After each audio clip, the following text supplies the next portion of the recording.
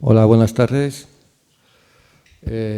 Muchas gracias por asistir a esta ponencia, un sábado como este y a estas horas.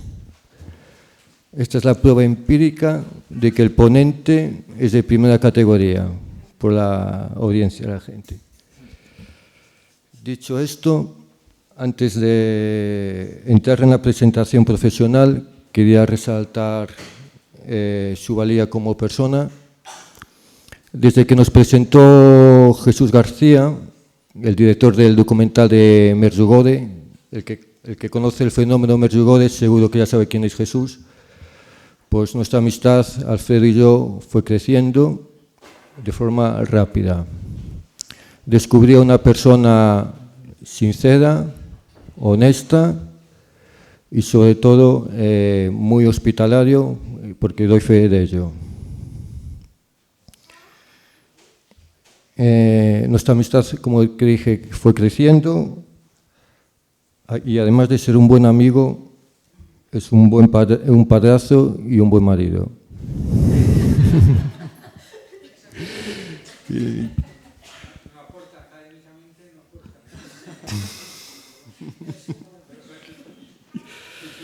Bien, o sea, es una persona íntegra, como la vieja escuela, como me gusta a mí. Nada de medias tintas.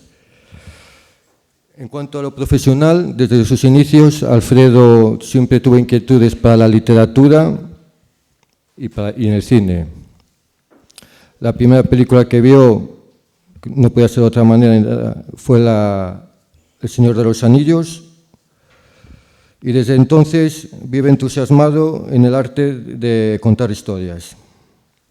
Desde los 6 años escribió cómics y relatos, pasando por años de poesía durante su adolescencia, y acabó por dedicarse al campo audiovisual. Estudió comunicación audiovisual en la Universidad de Navarra y también estudió un máster en la universidad. Y después de estudiar se fue a Madrid a vivir, donde desarrolló toda su trayectoria personal. Trabajó en Movistar Plus, en HBO, A3 Media, hizo un documental sobre la persecución de los cristianos en Irak junto con Llama Vives. Y actualmente es el distribuidor de una famosa productora de cine, en el que han estrenado más de 25 películas por toda España, Hispanoamérica y Estados Unidos. Y entre ellas, de estas películas, destacaría, entre otras, El Gran Aviso, que están actualmente, ¿no?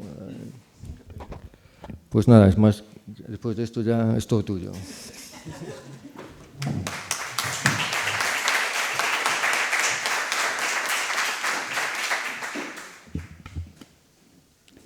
¿Se me oye bien? Oye, pues nada, buenas tardes.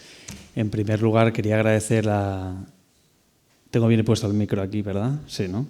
A Marifé, a Nuria y a toda la CDP por todo lo que hacéis, las jornadas. En fin, o sea, es importante tener encuentros como estos para poder hablar de muchos temas que no están en la agenda, muchas veces actual, pero quizá Tolkien no es algo del que habláramos todos los días, pero es mucho más actual lo que Tolkien dice que en otras, ¿no? Que en otras ocasiones, diría. Entonces, tener a alguien como la CDP detrás siempre es una garantía, siempre lo digo que es una garantía. Me hace gracia porque tenía yo aquí, aquí la presentación tenía cosas que has dicho literales, Abelino, y no nos hemos puesto de acuerdo. Y va a poner, mira, lo voy a leer. Gracias, Abelino, por la presentación. Abelino y yo nos conocemos desde hace 3 años por Medjugorje, la película, y claro, o sea, lo has dicho todo tú, con lo cual acorto ya. Pero darte las gracias, Abelino, por la amistad, obviamente, y porque desde hace 2 años, yo creo que casi 2 años, me contó esta idea. Y al final yo creo que Abelino, todos los que estamos un poco aquí, hemos venido un poco, no coaccionados, pero bueno, casi, pero hemos venido muy, muy contentos, y estábamos comentándolo antes, muy contentos porque Avelino pues la hospitalidad de Avelino es increíble y además a mí me emociona mucho poder hablar hoy de Tolkien, del cine, Dos Pasiones, pero además aquí en Santiago me emociona especialmente porque yo hace 10 años exactos, se cumplen 10 años de cuando vine aquí después de un mes entero de peregrinación desde Pamplona, desde la casa de mis padres, y fue un viaje, bueno, una peregrinación, salir de la comarca, ¿no? hacia el Monte del Gozo, que podría ser el Monte del Destino, según cómo te encuentres. Yo llegué a Santiago y yo llegué siendo otro, o sea, os lo digo así. Entonces, para mí esta ciudad es muy especial, me recuerda a un momento concreto de mi vida donde me encontré con el Señor y bueno, ¿qué os voy a decir? Pues que se me juntan muchas cosas que me hacen hoy estar emocionado. Pero como no me quiero dejar llevar por la emoción y como sufro de un pequeño problema que tenemos los millennials, que es de que como tenemos todo en Internet no hemos tenido que ejercer mucho la memoria, ¿vale? Ya lo siento, yo adolezco un poco de falta de memoria y es un poco pronto, ¿eh? La cara de niño me delata, pero es un poco pronto para tener esto. Voy a tener que leer algunas cosas, pero porque no me quiero dejar nada, ¿vale? Entonces, no sé hasta cuándo tengo, creo que hasta -20, pero voy a ir contando un poco cosas que me han resultado llamativas. O sea, efectivamente, a mí, en fin, cuando me planteó Avelino el nombre de Tolkien y el cine, ¿no? Y digo, bueno, ¿qué voy a contar? Que no se sepa ya o que no se haya visto, ¿no? O sea, yo creo que todos aquí hemos visto en algún momento alguna de las películas de Tolkien, ¿no? O sea, de El Señor de los Anillos, evidentemente, y quien no la ha visto, pues no está aquí. Todos las hemos visto, ¿no? Y a mí, evidentemente, fue la primera vez que fui al cine a ver una película con 10 años, o al menos la primera vez que me impactó de verdad ver una película. Y hasta tal punto que yo tenía 10 años y luego lo pienso y tuve pesadillas por la noche en el momento en que Galadriel se cambia un poco en la Comunidad del Anillo, no sé si os acordáis ese momento, ¿no? Con el anillo ahí y de algún modo pues me hizo un poco sentir por dentro que tenía que dedicarme a esto, ¿no? A vivir del cuento, ¿no? A vivir de contar historias, ¿no? Entonces,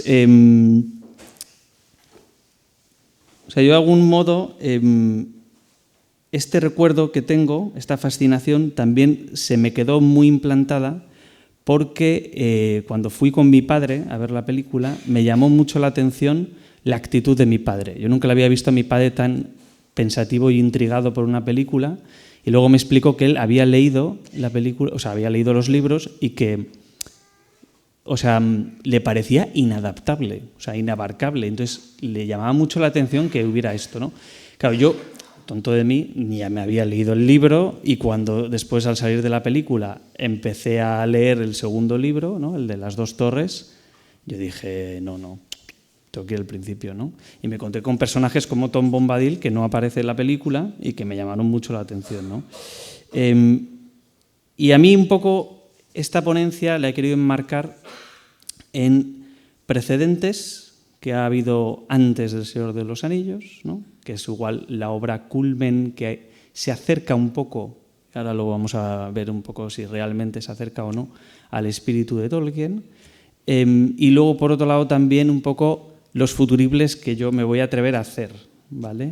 Así en mi inconsciencia e ignorancia voy a intentarlo, ¿vale? Entonces la obra de Tolkien ha tenido varios acercamientos en el cine.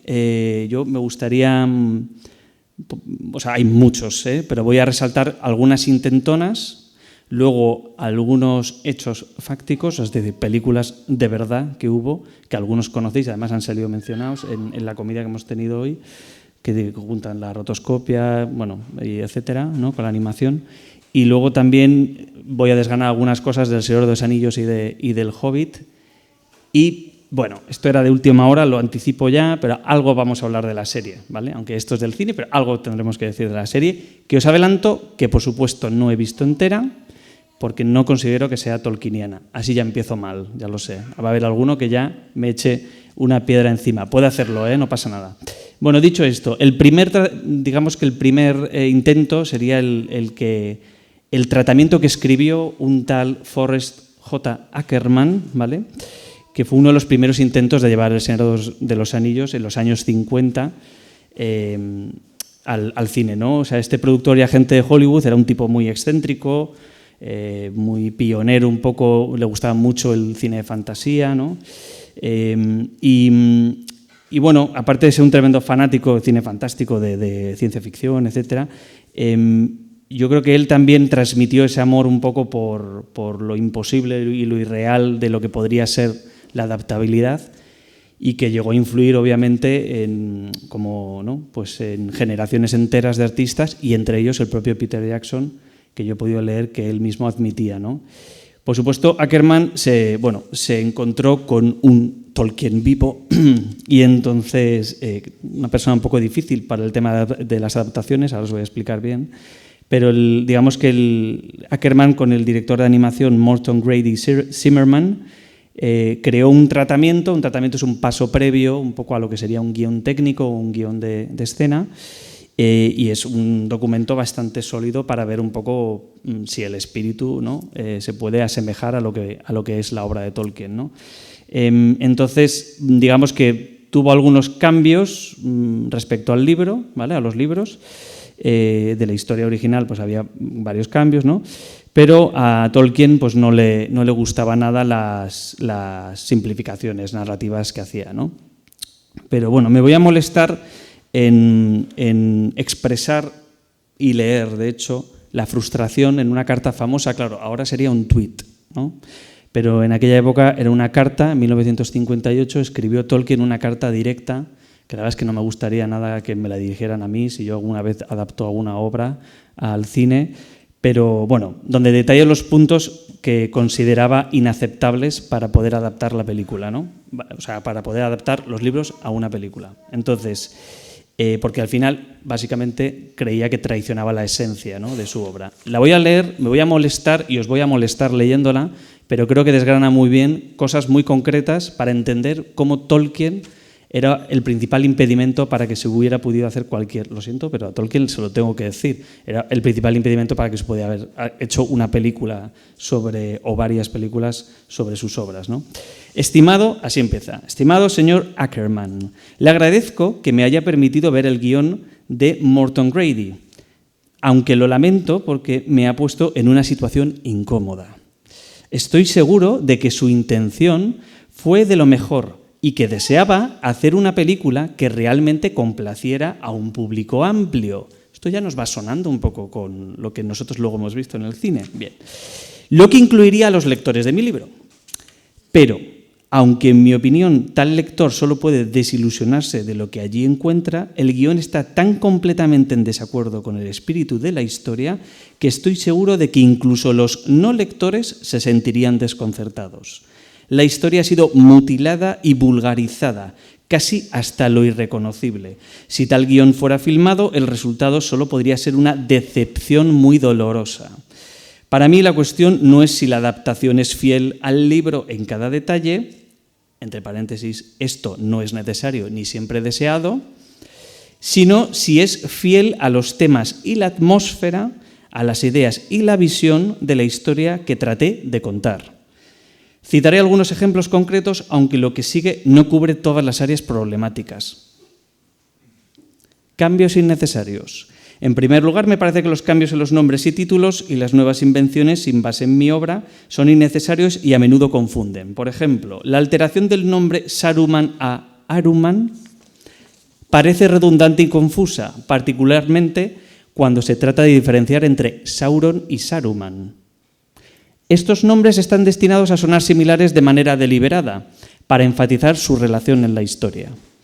Alteración de eventos. El guión altera y reorganiza eventos cruciales de una manera que parece carecer de justificación. Un ejemplo notable es la escena en la que los hobbits se encuentran con el hombre arbóreo, Treebird, y la subsiguiente representación de los Ents. Los Ents no son ni gigantes malvados ni grotescos, sino que representan una raza antigua y noble, cuya importancia radica en su conexión con la naturaleza. El guión los convierte en simples criaturas de horror. También me gustaría señalar que el guión parece apresurarse a través de algunos de los momentos más importantes, mientras introduce escenas de acción innecesarias en otros. El libro tiene su propio ritmo y cualquier adaptación debería tratar de respetar el sentido de tiempo y espacio que tiene la narrativa original. Carácter de los personajes. Los personajes han sido gravemente malinterpretados. Tom Bombadil, quien en la novela es una figura misteriosa y poderosa, aquí se convierte en una especie de bufón sin propósito. Esto le quita toda su gravedad y poder. De manera similar, Aragorn parece reducido a un personaje más genérico de aventura, perdiendo su profundidad y su sentido de destino. También lamento profundamente la eliminación casi total de Gimli y la tergiversación de Frodo, quien en el guión no se parece en nada al personaje complejo y lleno de matices que es en el libro. Tonalidad y atmósfera. El tono general del guión traiciona al del libro. Me parece que ha sido escrito con una mentalidad moderna de aventura superficial, con poca consideración por la profundidad emocional, filosófica y espiritual de la historia. Lo que era una épica lucha entre el bien y el mal, entre el deber y el deseo, se convierte en un cuento lleno de efectos especiales y elementos de terror baratos. Consideraciones adicionales, por si no es poco lo que he dicho ya. Hay numerosos otros puntos que podría detallar, pero todos apuntan a una desconexión fundamental entre lo que yo intenté escribir y lo que el guión está tratando de hacer. La película, si se hiciera tal como está escrita, podría tener algún éxito comercial. Podría. Debido a su espectacularidad, pero dudo mucho que se considerara una adaptación respetuosa de mi obra, o que pudiera sostenerse como algo valioso más allá de sus aspectos más superficiales. Le agradecería que considerara seriamente mis observaciones. No estoy en contra de las adaptaciones cinematográficas per se, pero creo que cualquier intento de llevar El Señor de los Anillos al cine debe respetar la naturaleza de la historia que he creado. Atentamente, J.R.R. Tolkien, y tira para casa. Esto, por suerte, lo leyó Peter Jackson, ¿vale? Y tomó nota. Si os dais cuenta, ha habido cosas que hemos analizado, bueno, que hemos dicho, que realmente luego Peter Jackson me parece a mí que ha aplicado bien y que se ha basado en cosas. Hemos hablado de Aragorn, por ejemplo, de Tom Bombadil, cómo lo quitamos porque da problemas y porque modifica el tono de la historia, en el fondo, de algún modo. En el cine es difícil, ¿no? Aunque luego hay cosas en el cine que voy a resaltar que me da pena que no se incluyan, ¿no? Que tiene que ver con la parte final, que es la que le da el verdadero sentido a volver a la comarca para salvarla. Pero bueno. Entonces este es un primer intento. Joder, si empezamos así, mal vamos, ¿no? Entonces el segundo es por parte de Walt Disney. Walt Disney se planteó realmente la adaptación, ¿vale? Digamos que tampoco llegó a hacer nunca se concretó tampoco como un guión o una propuesta, un tratamiento formal, ¿vale? Pero sí es verdad que ya Tolkien expresó un poco su antipatía por las obras de Disney, ¿no? Considerándolas vulgares y superficiales, ¿vale? Y también escribió una carta, ¿vale? No la voy a leer, ¿vale? Pero en general mencionaba su desagrado con los cuentos de hadas propugnados por Disney, ¿no? Esto que hemos visto por la mañana sobre los cuentos de hadas, ¿no? También, o sea, como en el fondo también él se quería alejar de todo lo que fuera pues la ñoñería y el caer un poco en la superficialidad, ¿no? Entonces, bueno, cuando surgió esta posibilidad, él se opuso. Un tercer intento también fue la propuesta de John Boorman. La verdad, os tengo que admitir que no conocía este intento, ¿vale? Fue director de Excalibur, Defensa o Esperanza y Gloria, ¿vale? Fue contratado por United Artists, que como algunos sabréis, en 1969 adquiere los derechos por los cuales luego ha podido tener Peter Jackson la película, ¿vale? Y por los cuales luego también pues ha podido hacer en parte, porque no tienen los derechos de Silmarillion, los de la serie, y por eso hay fragmentos que no pueden pasar al cine o a las series por este motivo, ¿no? Pero bueno, que digamos que ellos tuvieron los derechos, ¿vale? Y él desarrolló un guión muy ambicioso, pero también muy extraño, porque propuso condensar El Señor de los Anillos en una sola película, ¿no? Y yo creo que ahí tenía que hacer muchas simplificaciones, muchos cambios, y además algunos cambios bastante radicales. Y a mí me han llamado la atención, y perdonad porque los mencione, pero por ejemplo, escenas completamente nuevas que no aparecían en el libro, como una escena erótica entre Frodo y Galadriel, entre otras licencias que además Tolkien leyó y desaprobó pues desaforadamente, ¿no? Como ya hemos visto, ¿vale? Pero digamos que cuando ya se estaba desarrollando este proyecto, ya, perdón, he dicho que desaprobó, pero que hubiera desaprobado, porque ya cuando se estaba desarrollando, realmente Tolkien ya no estaba vivo en este momento, pero bueno, después de haberos dicho esto, suerte que no se desarrolló este proyecto, porque no sé, algunos cambios me parecían un poco demasiado extraños quizá, ¿no? El cuarto intento que me gustaría destacar, pero hay muchos, ¿vale? Y no quiero extenderme tampoco en tantos, pero por la importancia que es del director, es Stanley Kubrick, La Naranja Mecánica, 2001, Odisea en el espacio. O sea, a mí me parece que es un director con bastante... Pero incluso él mismo llegó a confesar que le parecía inabarcable, o sea, le parecía inadaptable la obra de Tolkien y no... Se lo llegó a plantear al principio y no... Pero bueno, es verdad que sí que llegó a comentarlo a los Beatles, sí, no es broma esto, y los Beatles llegaron a plantearse hacer su propia versión del Señor de los Anillos, esto no es broma, ¿eh? John Lennon había sugerido que los 4 miembros de la banda interpretaran incluso algunos de los papeles, ¿no? De hecho, Lennon iba a interpretar a Gollum, Paul McCartney a Frodo, George Harrison a Gandalf y Ringo Starr a Sam, ¿vale? Y en este caso, pues por suerte, sí estaba vivo en ese momento, ¿vale? Tolkien, y se opuso un poco a esta idea, ¿vale? Tampoco les vi que incidieran mucho más en esta idea, ¿vale?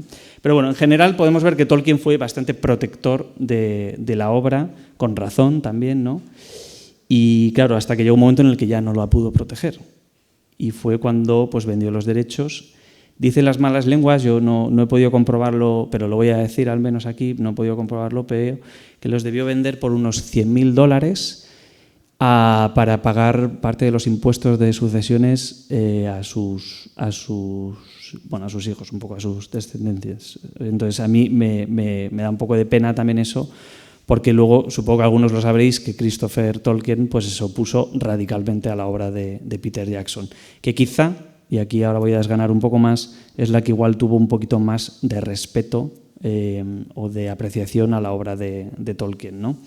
Pero antes de llegar a Peter Jackson, hablamos ya de películas de verdad, ¿vale? Que sí se hicieron. El primer gran intento, os diría que es El Señor de los Anillos, de Ralph Bakshi, ¿vale?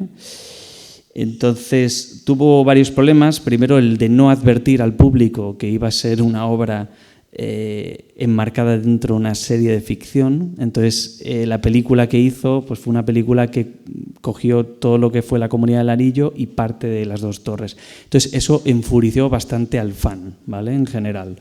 Era un ambicioso proyecto, eso es verdad, ¿vale? Pero tuvo muchos problemas narrativos, una estructura incompleta, como ya os he comentado, ¿vale? Y hizo un poco que al final pues no se cubriera un poco las expectativas de los fans, ¿no? El estilo de animación también era un tanto experimental, ¿no? Combinando animación y rotoscopia. Rotoscopia, por si alguien no sabe, es la pintura sobre imágenes reales, es decir, filmaban las imágenes reales y luego se pintaban sobre ellas. Yo esto, perdón, lo tengo que destacar porque es que, o sea, yo esta mañana yo sabía una anécdota y la he querido corroborar con mi hermano, que también es muy fan, y os la voy a contar, porque es una anécdota que vimos nosotros de pequeños, después de ver la película, la vimos y era... hay un momento en la película, esto igual alguno que la haya visto lo podrá saber, perdón. Hay un momento en la película que el que hace de Aragorn se tropieza con la propia espada y se cae, ¿vale? Y iban tan mal de dinero con la película que mantuvieron esa escena, o sea, un desastre. Si veis la película realmente, ¿vale? Que es de los años casi a punto de los 80, la podréis ver. Es que no sé exactamente en qué parte está, pero realmente se cae, ¿no?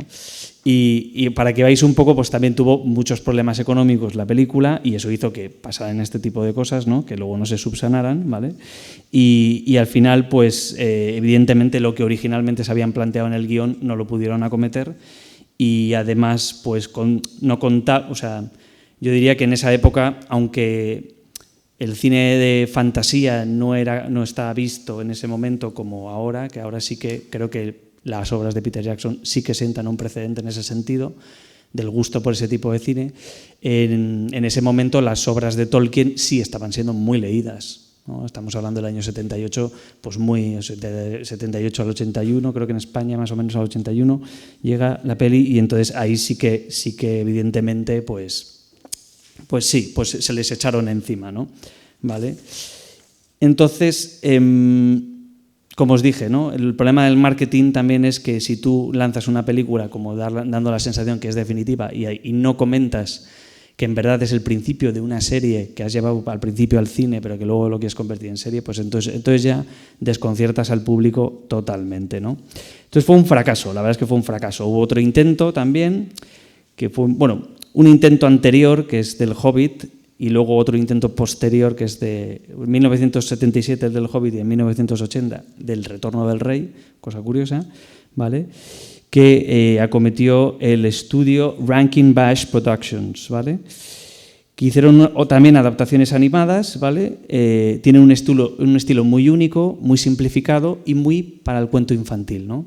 Antes mencionábamos, creo que fue esta mañana también, el Hobbit, como en el fondo pues es un cuento más infantil quizá, ¿no?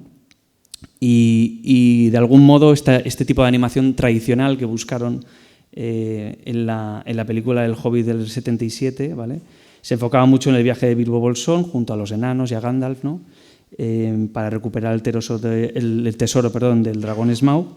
Y el estilo de animación pues también es muy fantasioso, caricaturesco un poco también, ¿vale? Y un poco buscando ese tono más ligero y más accesible a los niños, ¿vale? Este enfoque infantil pues tampoco gustó al fan, propiamente al fan que sí esperaba tener algo un poco más elaborado, ¿no?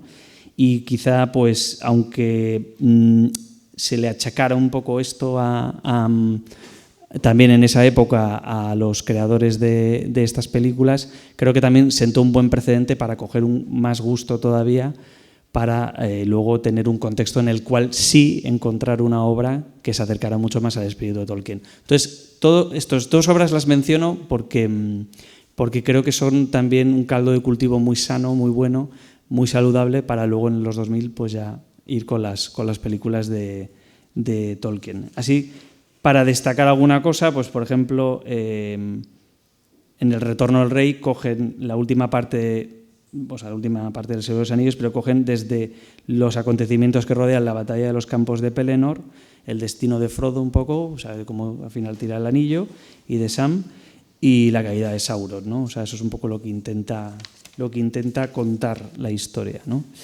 También es una simplificación de la trama, El Retorno del Rey, evidentemente, y aunque se reconoció que era más accesible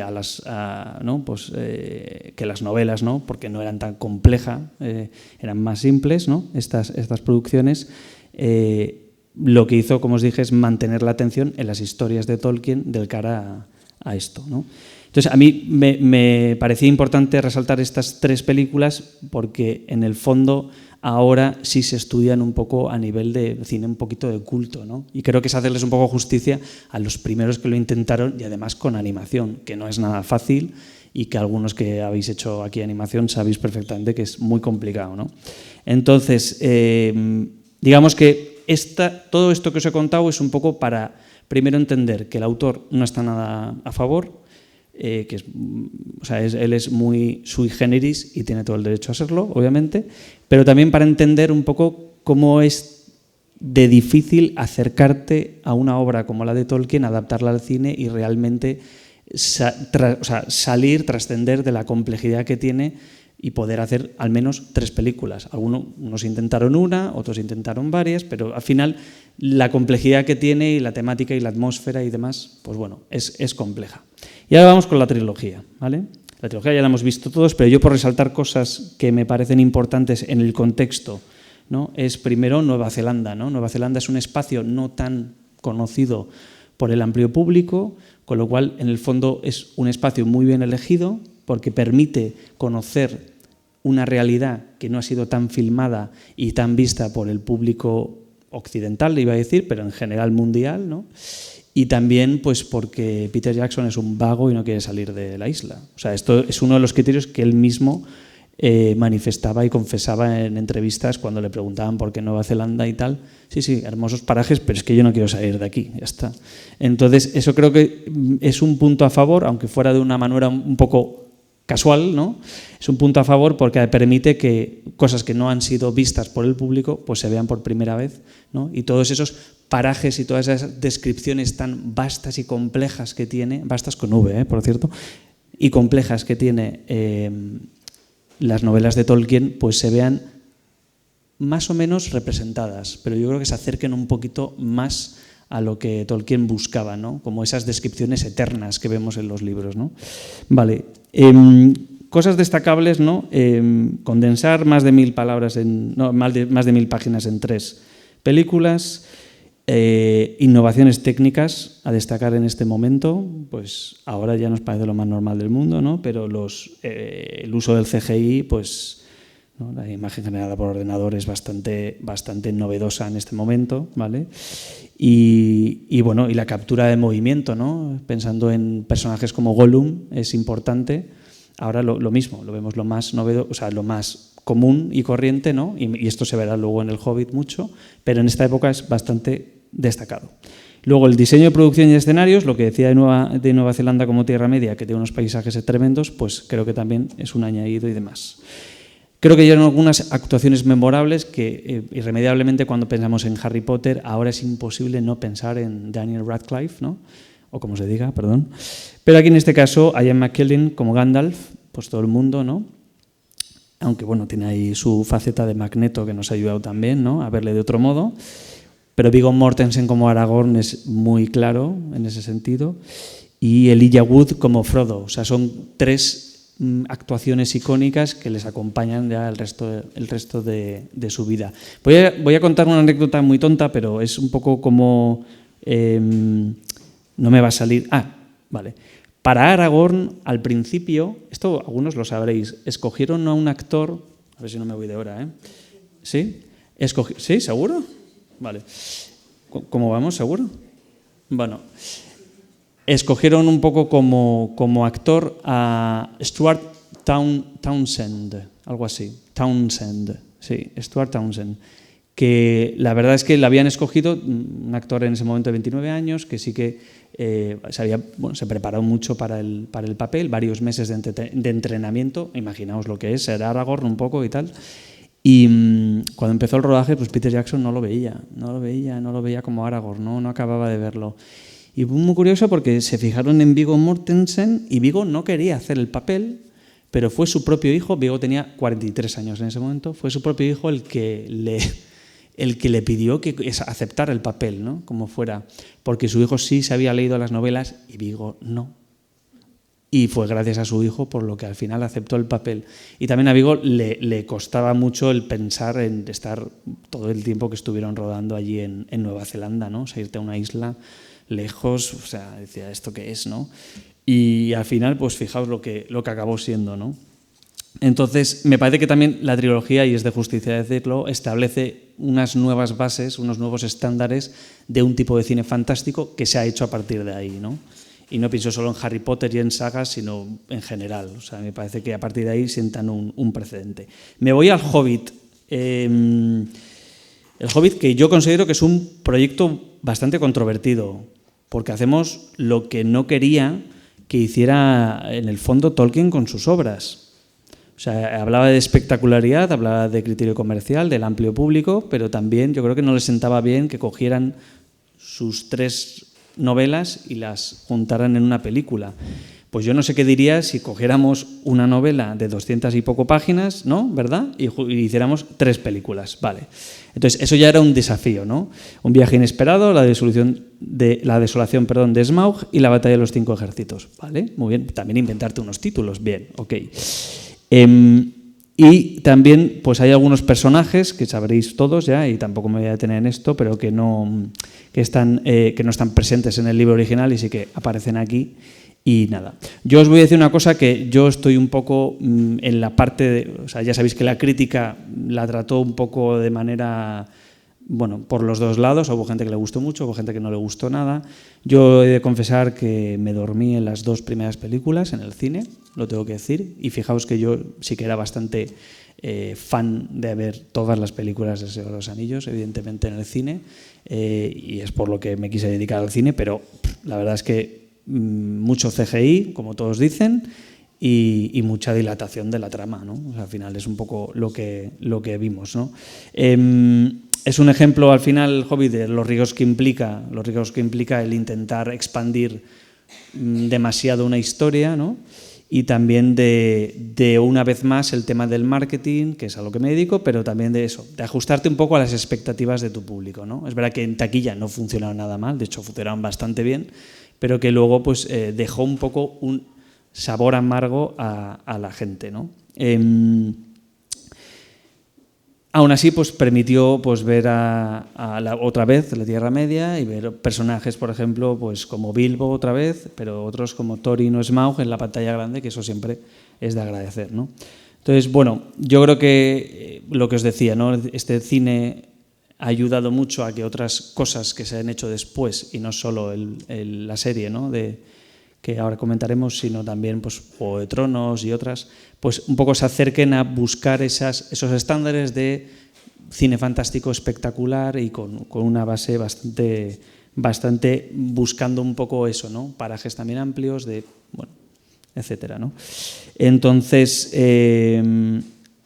bueno, aquí no voy a hablar del merchandising, pero bueno, que también ha sido todo un fenómeno transmedia, ya lo sabemos, ¿vale? Entonces, ahora vamos con la serie, ¿vale? Yo insisto, voy a volver a confesar, y esto está mal porque está en cámara esto que voy a decir, pero yo no me he visto la serie entera, ¿vale? Yo vi lo suficiente como para decir, esto no es Tolkien. Yo creo que, en general, alguien que ha visto la serie se da cuenta que hay algunas libertades creativas que se dan, ¿no? También. O sea, es verdad que coge los apéndices del Señor de los Anillos y los traslada un poco, ¿vale? Pero como os digo, como no tenían los derechos del Silmarillion, yo creo que hay cosas que se han podido dejar en el tintero, ¿vale? O sea, buscan esa inspiración, ¿vale? Los apéndices y bueno, y buscan también, de algún modo, desarrollar algunos personajes de la manera en que quizá Tolkien pues directamente no aprobaría. Yo voy a coger algunos ejemplos, ¿vale? Uno es, o sea, los apéndices proporcionan una cronología resumida de los eventos de la Segunda Edad, ¿vale? Pero no ofrecen una narrativa detallada tampoco, con lo cual les da una licencia a los guionistas de poder incluir, ¿no? Un margen bastante grande para desarrollar personajes y tramas que no están explícitamente en Tolkien, ¿no? En la obra de Tolkien, ¿vale? Entonces, estas libertades se alejan un poco del tono quizá de primero, ¿vale? Pero también pues, al mismo tiempo hace que, bueno, que se enfoque de otra manera. Es verdad, y esto lo tengo que decir, que o sea, el sentido de la mitología, el heroísmo épico, una visión moral clara entre quién es el bueno, quién es el malo, yo creo que sí se ve en la serie, y eso pues no cae en las tendencias actuales en el que a veces esto pues está un poquito más polarizado quizá, o no lo sé, o más ideológico, ¿vale? Pero yo creo que ellos buscan también llegar a unas audiencias un poco más modernas en ejemplos, por ejemplo, como algunas ambigüedades morales que hay, ¿vale? Y que las relaciones interpersonales, pues por ejemplo mencionábamos, el otro día mencionaba con Julio César, de hecho, sobre el tema de cómo le acosan en el primer capítulo a Galadriel, pues eso no es muy propio del universo de Tolkien, que unos elfos acosen a Galadriel al principio como esto, ¿no? O sea, personajes como Galadriel y Elrond, ¿no? Se les da unos arcos narrativos y personalidades un poco diferentes, ¿vale? Un poco diferentes a lo que hemos estado acostumbrados a ver, ¿vale?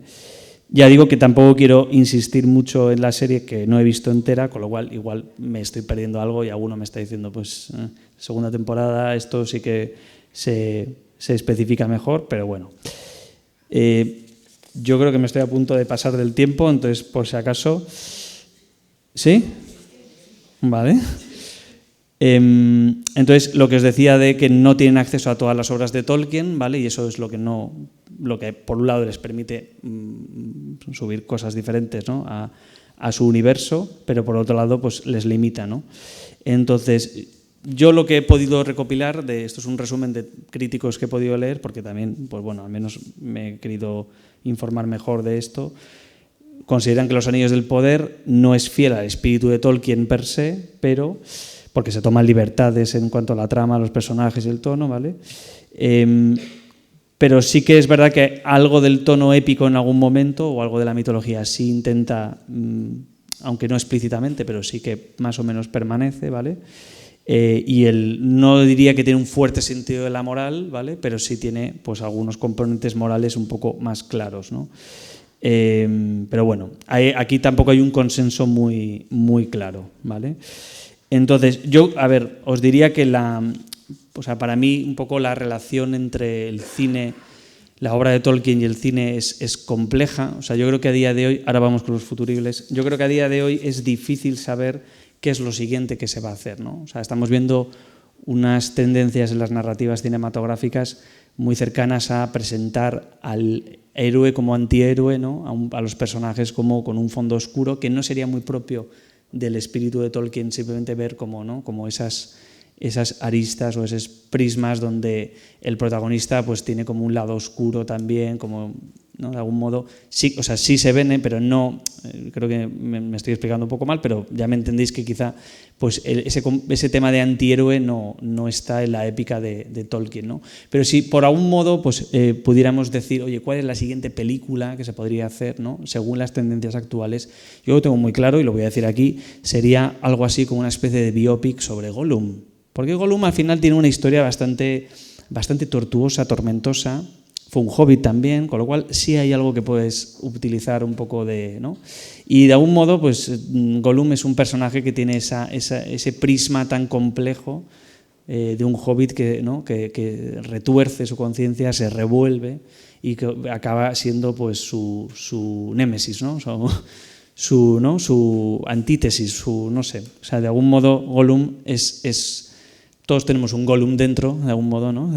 Podríamos decir, o sea, alguien que nos incita un poco hacia, ¿no? Hacia eso que deseamos, pero que no nos conviene también, ¿no? Y eso, pues muy a lo Joker, ahora que este fin de semana se está estrenando Joker 2, ¿vale? Pues obviamente podría ser como lo siguiente, ¿no?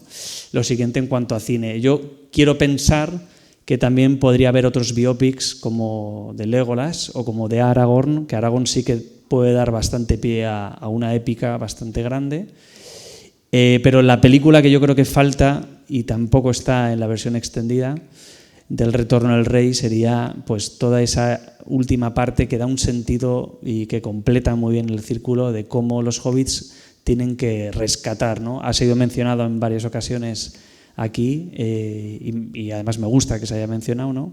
Pero cómo tiene que rescatar un poco la comarca, ¿no? O sea, como al final, pues, de algún modo, me parece que esa película es la que falta, que no se va a hacer seguramente, y que evidentemente igual no daría para una película entera, ¿no? Y sobre todo que ya pillaríamos a los actores un poquito mayores. Y os voy a contar lo que yo pienso que es, diría, la licencia magnífica en términos de diálogo, que sí que tiene Peter Jackson, que es esto seguro que todos os acordáis de este momento. Estamos hablando de las dos torres. Y estamos hablando de Sam. Y me gustaría terminar con esto, ¿no? Que es cuando... Esta escena no existe en el libro y por eso lo voy a destacar, ¿vale? Es cuando Sam le dice a Frodo, ¿no? En un momento que ahora vais a saber.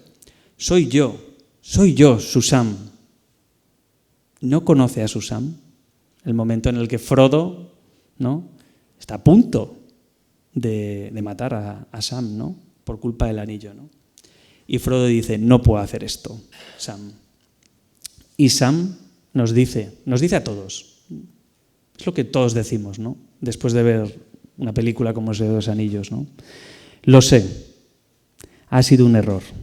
No deberíamos ni haber llegado hasta aquí, pero henos aquí. Igual que las grandes historias, señor Frodo, las que realmente importan, llenas de oscuridad y de constantes peligros, esas de las que no quieres saber el final, porque ¿cómo van a acabar bien? ¿Cómo volverá el mundo a ser lo que era después de tanta maldad como ha sufrido? Pero al final todo es pasajero, como esta sombra. Incluso la oscuridad se acaba para dar paso a un nuevo día. Y cuando el sol brilla, brilla más radiante aún. Esas son las historias que llenan el corazón, porque tienen mucho sentido, aun cuando eres demasiado pequeño para entenderlas. Pero creo, señor Frodo, que ya lo entiendo. Ahora lo entiendo. Los protagonistas de esas historias se rendirían si quisieran, pero no lo hacen, siguen adelante, porque todos luchan por algo. ¿Por qué luchas tú ahora, Sam? Para que el bien reine en este mundo. Señor Frodo, se puede luchar por eso. Muchas gracias.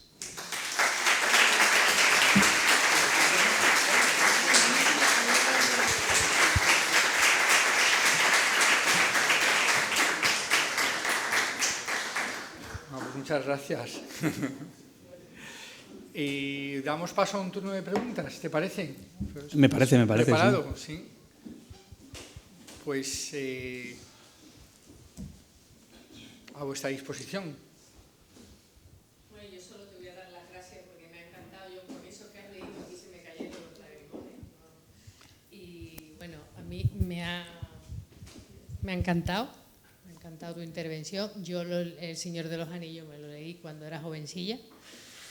Y las películas me encantan. Pero es verdad lo que dice de la serie, que no acabo de entenderla. Me faltan los 3 últimos capítulos, que allá hablando con Enrique me decía que mejoraban, porque yo no sé de qué iban, era un batiburrillo la primera temporada, que he visto la segunda, no la he terminado de ver, y él me dice, ves la que mejoran un poco, ¿no? Pero me parece que efectivamente traicionan un poco el espíritu de Tolkien, no hay nada así como definido, los personajes tú has dicho que ves bien el bien y el mal. Yo no lo veo tan claro ahí. Hay personajes muy ambiguos, como el que forja los anillos, ese hombre está ahí ambigua, miente, o sea, ahí eso no está claro. Bueno, que sea la condición del ser humano, ¿no? Y no sé, tampoco te quiero hacer una pregunta, sino que me ha encantado tu intervención y que si puedes hablar un poco más de, no sé, de esta serie, aunque sé que no lo has visto, ¿no? O sea, yo no la he visto en parte porque, o sea, yo me llevé un poco de decepción con El Hobbit, ¿vale? Ya os he dicho lo de Dormises porque, bueno, te aburres, ¿no? Y El Señor de los Anillos, aparte de para otras cosas, sobre todo se buscó entretener, ¿no? Entonces, claro, yo iba con un recuerdo un poco así y cuando empecé a ver la serie con mucho miedo y seguí mucho el tema, seguí mucho el tema de ver cómo se posponía por la pandemia, o sea, todos los problemas que tuvieron, ¿no? Estábamos todos esperando, ¿no? Y estaba ahí, me acuerdo en Movistar, que estábamos todo el rato hablando de esto, ¿no? O sea, era la comidilla todo el día, ¿no? De cómo Amazon estaba preparando un pedazo de proyecto sobre la serie y tal. Estábamos todos diciendo, guay, ¿esto cómo va a ser, no? Incluso luego cuando ya llegué a la distribución de cine también pensé, esto nos va a quitar un montón de espectadores. Pero es que luego al final se ha quedado en una historia un poco... O sea, yo cuando la empecé a ver y dije, no sé... No le llames los anillos del poder o busca otro universo, ¿no? O sea, tampoco... Pero no sé, quizás es que al final ha pasado pues lo que ha pasado, ¿no? Tolkien nos advertía, no se puede adaptar de cualquier manera, ¿no? Mi obra. Y yo creo que ya al final pues también un poco se le ha dado la espalda un poco desde la industria y ha dicho, bueno, yo voy a utilizar lo que me interesa a mí, que es la legión de fans, y luego ya, ¿no? O sea, igual no lo sé, tampoco quiero ser un juzgón con esto, ¿no? Pero yo sentí un poco, desde el punto de vista de alguien de marketing, un poco también de cine, el buscar, ¿no? Con una espectacularidad y con un universo algo, o sea, buscar a una serie de audiencia que sé que me va a venir, ¿no? Pero al final, ¿qué diferencia podría tener con Juego de Tronos, ¿no? Pues hasta cierto punto, a ver, es verdad que Juego de Tronos, no sé, lo que yo he podido ver de la serie, ya os digo que he visto poco, vi un capítulo y vi por encima los 2 siguientes por si cambiaba algo y dije, paso. Pero yo creo, sinceramente, que no es quizá tan con la bestialidad que tiene Juego de Tronos, ¿no? Pero sí es verdad que hay un poco de esta ambigüedad que mencionas, sí que me pareció verla y entonces no quise ver mucho más, ¿no? No porque tenga yo ningún tipo de pudor sino porque voy con unas expectativas diferentes.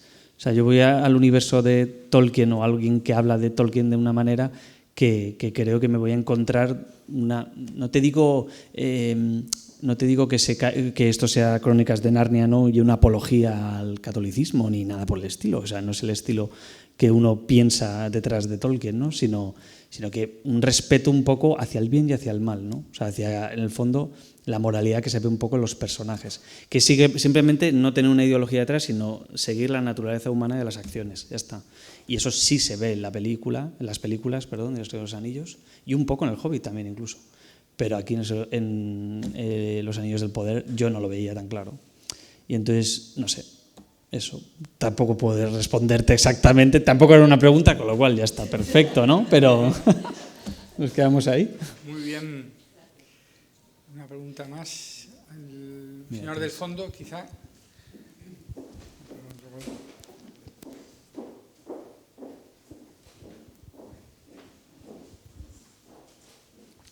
Muchas gracias. Enhorabuena por las jornadas y por tu intervención, por supuesto. No, si podías profundizar un poco más en la relación del hijo con la versión de Peter Jackson. Decías que estuvo en desacuerdo, Sí. pero ¿cuál fue realmente la relación ahí? O sea, el hijo tiene unas declaraciones bastante... Mira, te las voy a leer alguna porque me las había apuntado, pero no quería extenderme con esto porque son como para preguntar. Pero tiene algunas declaraciones que me parecen un poco... Vale, te la leo, ¿eh? Destrozaron el libro para hacer una película de acción para personas de 15 a 25 años. A ver, o sea, también os digo, esto es el lenguaje moderno, pero es que os he leído las cartas también para que veamos cómo es Tolkien también con este tema. O sea, en el fondo, el hijo no te va a decir otra cosa diferente, ¿no? Y luego otra cosa que también dijo fue... Ay, no la tengo aquí, perdón. Eso, que él mismo confesó no haberse querido reunir nunca con Peter Jackson.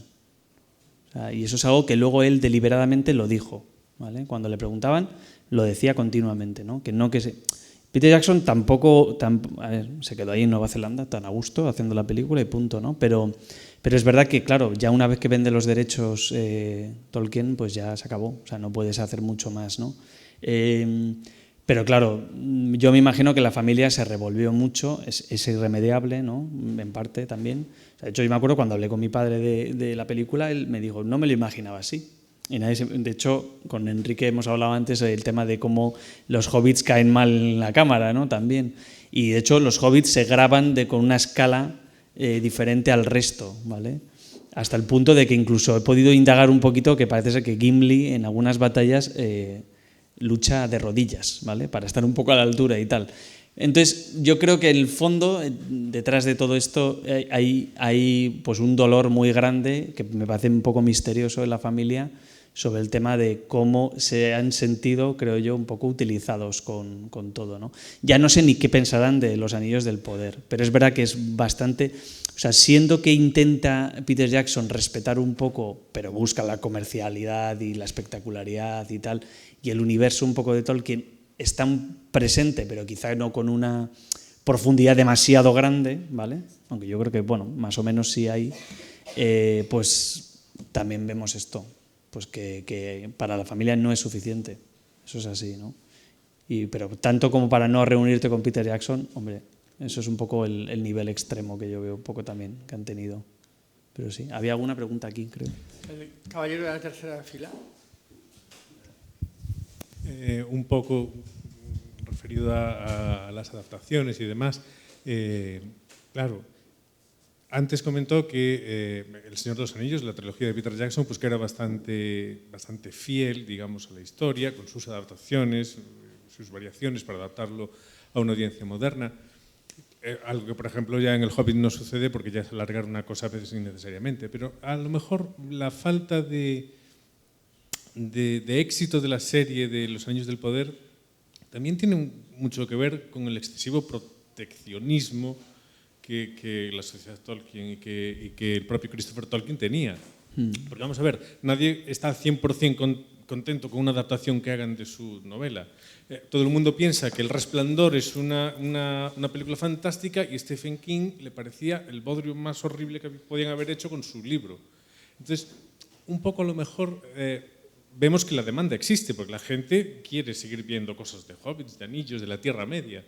Y sin embargo, este proteccionismo parece que va un poco en contra de los deseos del resto. Pienso yo, no sé qué opina, que sería mejor que la sociedad Tolkien dejara hacer adaptaciones del Silmarillion, de partes o como fuera más oportuno, y supervisarlas en vez de hacer esto que están haciendo ahora, que es vamos a coger lo que dicen del Silmarillion en los apéndices, que es como una sinopsis, y vamos a rellenar los huecos con lo que se nos ocurra, que no se va a acercar ni de lejos, porque no pueden, a lo que diga Tolkien. No sé qué Bueno, o sea, estoy totalmente de acuerdo. O sea, el problema que tiene, esto es como todo, si tú no hablas de ti, otros hablarán de ti, ¿no? El problema que tiene en este caso es que es tan protegido que lo que al final ocurre, esta es mi opinión, ¿eh? Aquí ya sí que entro a opinar duro, igual, pero lo que ocurre al final es que no les importa ya en absoluto hacer lo que les dé la gana, ¿no? Precisamente por eso, porque no se han... Y por eso esa actitud no me parece del todo práctica para que se adapten más. Y de hecho a mí me llamó mucho la atención esto, precisamente, ¿no? Que el Silmarillion no lo dejaran y que al final tuvieran que coger de esos apéndices todo lo que luego ellos han querido hacer, porque se han inventado todo. Entonces, creo que si tuvieran una postura un poquito más permeable, no diría, pero sí un poquito más abierta en cuanto a poder adaptar algunos de los libros, como el Silmarillion, por ejemplo, aunque no sé si el Silmarillion es tan adaptable, también te lo digo, pero sí que basarse un poquito más en el universo del Silmarillion y ir por esa línea, yo creo que iría un poco... O sea, no les daría tan igual hacer lo que han hecho. Porque yo lo que al menos como fan me ha producido es que ya no... Es como si fuera otra cosa. Le han puesto anillos y tienen algo que ver con un poco con el mundo, pero que tampoco... Y los elfos tampoco... Esa dinámica que os he puesto el ejemplo este de Galadriel, ¿no? Y tal, pero esa dinámica es que no es muy propia tampoco de los elfos, no la veo yo, ¿no? Entonces, como... No sé. Y creo que en el fondo les ha hecho más... O sea, le ha hecho un flaco favor esa actitud. O sea, que estoy de acuerdo contigo, vamos. Sí. Teníamos aquí, ¿no? Nada, lo primero, muchas gracias por la conferencia. Y mi pregunta era sobre en Señor de los Anillos, por ejemplo, la Comunidad del Anillo, hay muchísimos personajes. Y mi duda es, ¿por qué se omitieron esos tantos personajes en la adaptación cinematográfica? ¿Por qué? Perdón, ¿por qué omitieron? ¿Por qué los omitieron? Sí, o sea, a ver, primero porque probablemente algunos no tuvieran tanta importancia como para ser incluidos y porque hay una duración excesiva ya en las propias películas, ¿no? Podemos estar un día entero viendo las películas y casi no comer, ¿vale? O sea, es verdad que hay... Bueno, se puede comer mientras ves la película, sí, Alfredo, muy bien. Pero bueno, que el caso es ese, ¿no? Que creo que no abarcaríamos, ¿no? Pero sí es verdad que para esa pregunta tenía aquí yo una chuletilla que quería deciros de Tom Bombadil, ¿vale? Que es un personaje que a mí sí me gusta mucho en el libro, ¿vale? Que es por qué Tom Bombadil no aparece en las películas, que también vendría un poco a contaros un poco también, que podría ser un poco semejante al resto, ¿no? Pero primero, yo creo que no tiene realmente uno ve Tom Bombadil, no tiene relevancia en la trama principal, ¿no? Luego creo que tampoco ayuda a enfocar mejor el conflicto principal de la saga. Creo que, bueno, lo que os decía, las limitaciones de tiempo y el tono y el estilo. O sea, yo creo que el tono y el estilo de Tom Bombadil, y a mí por eso me parece muy reveladora la carta que os he leído, o sea, te hace ver que en el fondo incluir algún personaje como él puede generar una distorsión dentro del tono de la película que luego es muy difícil que puedas recuperar, ¿no? Y en concreto, en el caso de Tom Bombadil, es bastante peculiar, ¿vale? Y cómico un poco, en comparación con el resto de la historia e incluso el resto de los personajes, ¿vale? Y entonces yo creo que hubiera sido un cambio muy drástico en la película. Como en el fondo a veces pienso si realmente esa última parte del Retorno al Rey, que no está en cines, no sé si hubiera sido un cambio drástico y por eso se omitió, ¿no? Esa última parte que sí está en el libro y que no se ve, igual era un cambio drástico, pero sí es verdad que a mí la última media hora casi del Señor de los Anillos me sobra un poco también, o sea, desde que les rescatan las águilas es un poco en plan, que esto no acaba, ¿no? También buscando ese tono épico, pero que esto no acaba y tal. Entonces, también me hace dudar de que si igual eso es lo que también buscó Peter Jackson, ¿no? O sea, no, pero bueno. Nada, yo quería decir gracias también por la conferencia, y yo llevo toda la vida trabajando en literatura y cine. Entonces, todo lo que dices de las reticencias que tienen los autores... Que te he visto todo el rato hacer así y yo Sí, diciendo... por eso. Oh, qué bien, no sé quién es, pero qué bien. Claro, Y ahora que me dices esto, claro. te voy a hacer así ahora, vamos. O sea. Es que es eso, que toda la vida, bueno, yo trabajo en cine norteamericano concretamente, pero yo estaba recordando exactamente el caso de Hemingway. Para Hemingway se adaptaron todas sus obras, pero resulta que no le gustó ninguna, salvo en la que estaba su amigo Faulkner, tal, de guionista. Entonces dices tú, pero lo vendes por dinero. Al fin y al cabo, después no tienes ningún tipo de derecho a quejarte. Un poco lo que comentaba Pablo, ¿no? de Tolkien, de Christopher Tolkien. Por un lado, pero por otro, eso me piso un poco lo que voy a decir después en la siguiente sesión. Yo parto de ser lectora primero, y de hecho yo a mis alumnos siempre les decía, y les sigo diciendo, ahora menos, desde las películas menos, curiosamente, que tenían que leer El Señor de los Anillos independientemente, o sea, para ser graduados en lengua y literatura inglesa tenían que leer El Señor de los Anillos y la Biblia, pero bueno, por otras razones. Pero El Señor de los Anillos para mí ha sido una obra fundamental en mi historia, digamos, dentro de lo que es el estudio del lenguaje de la lengua inglesa, ¿no? Independientemente de la historia y tal. Entonces yo creo que, sinceramente, ahí como espectadora, creo que Peter Jackson ha hecho una gran labor, y parte de lo que has dicho en la conferencia, ¿no? Todo lo que es la cuestión del avance de las técnicas, pero también de la caracterización de los personajes. Gollum, es que Serkis, es que ahí Andy Serkis está fantástico en su actuación y lo que han hecho con él, ¿no?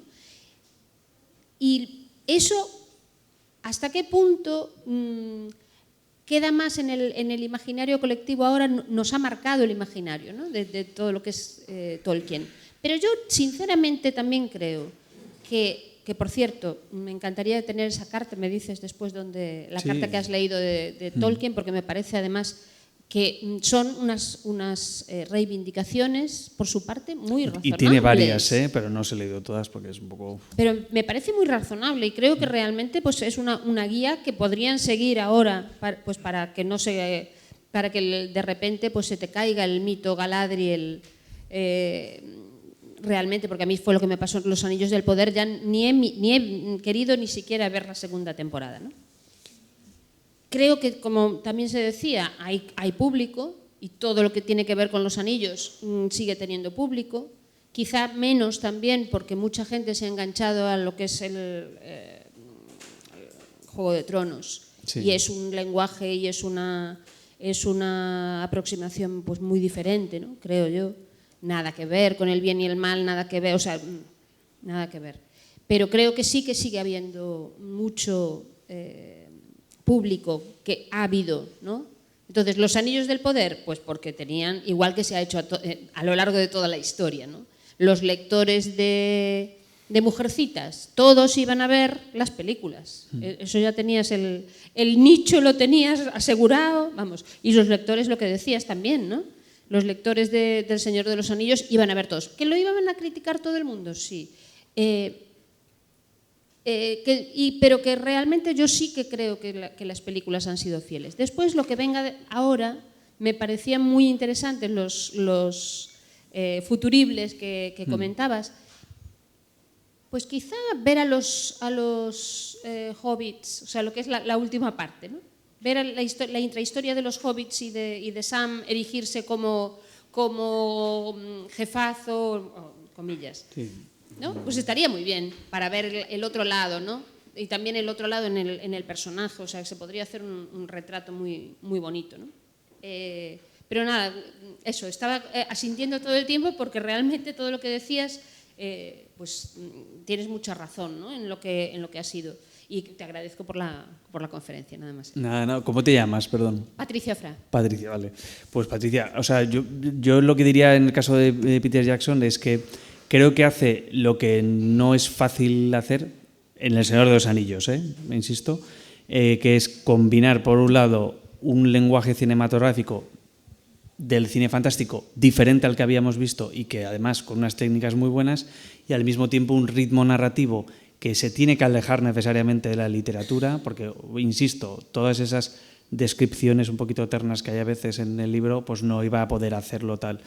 Pero de ahí se sirve mucho con su Nueva Zelanda, y eso aprovecha mucho, pero creo que también él, me parece, pero claro, como yo tenía 10 años, tampoco sabría decir, pero recordando un poco la sorpresa de mi padre, ¿no? Yo creo que me parece que en ese momento ya no estaba el foco tanto, no había tanta presión hasta que se hizo la peli, ¿no? O sea, hasta que realmente, o sea, quiero decir que ya, digamos que lo hizo en el momento indicado. Me parece que lo hizo también en el momento indicado. O sea, yo creo que también la recepción del público fue buena, pero también con el paso de los años y con lo que se está produciendo, se está viendo que probablemente él fue más fiel que otros a esto.